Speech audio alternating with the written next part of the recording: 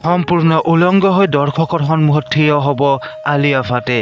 হয় বন্ধুসকল, ঠিকেই শুনিছে, সম্পূৰ্ণ উলংগ হৈ থিয় হ'ব আলিয়া ভাটে। কিহৰ কাৰণে আলিয়া ভাটে এনেকুৱা কৰিলে জানিবলৈ ভিডিঅ'টো স্কিপ নকৰাকৈ শেষলৈ চাই থাকিব। সুন্দৰী অভিনেত্ৰী গৰাকীয়ে 40 কোটি টকাৰ বাবে নগ্ন হ'বলৈ সন্মতি জনাইছে।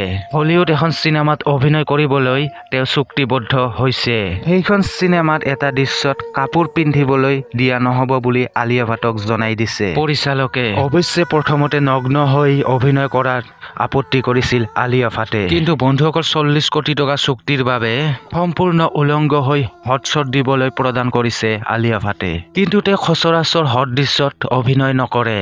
আলিয়াই এখন চিনেমাৰ বাবে লয় 10 কোটি টকা। ভাৰতীয় সংস্কাৰ মানি চলা অভিনেত্ৰী গৰাকীয়ে পিন্ধিবলৈ টান পায় চুটি পোছাক। তেওঁ স্তন প্ৰদৰ্শন কৰিবলৈ সন্মতি নহয়। কেমেৰাৰ সন্মুখত থিয় হৈ কেতিয়াও নিপিন্ধে হট পোছাক। কিন্তু টকাৰ বাবে এইগৰাকী অভিনেত্ৰীয়ে সম্পূৰ্ণ উলংগ হ'বলৈ ওলাইছে। হয় বন্ধুসকল, ঠিকেই শুনিছে, মানুহে টকাৰ কাৰণে কি কৰিব পাৰে আৰু কি কৰিব নোৱাৰে। বন্ধুসকল, মই আপোনালোকক ভিডিঅ'ৰ শেষত এটাই কথা কওঁ, টকাৰ কাৰণে কেতিয়াও বেয়া কাম নকৰিব। বন্ধুসকল, আজিৰ ভিডিঅ'টো ইমানেই। ভিডিঅ'টো যদি ভাল লাগিছে এটা লাইক কৰি দিব, আৰু লগতে যদি চেনেলটো এতিয়ালৈকে ছাবস্ক্ৰাইব কৰা নাই ছাবস্ক্ৰাইব কৰি ৰাখক, আৰু যদি কিবা ক'ব লগা থাকে তলত কমেণ্ট বক্সত জনাব। ধন্যবাদ। পৃথিৱীৰ আটাইতকৈ ধুনীয়া ইমোশ্যনটোৱে মিউজিক।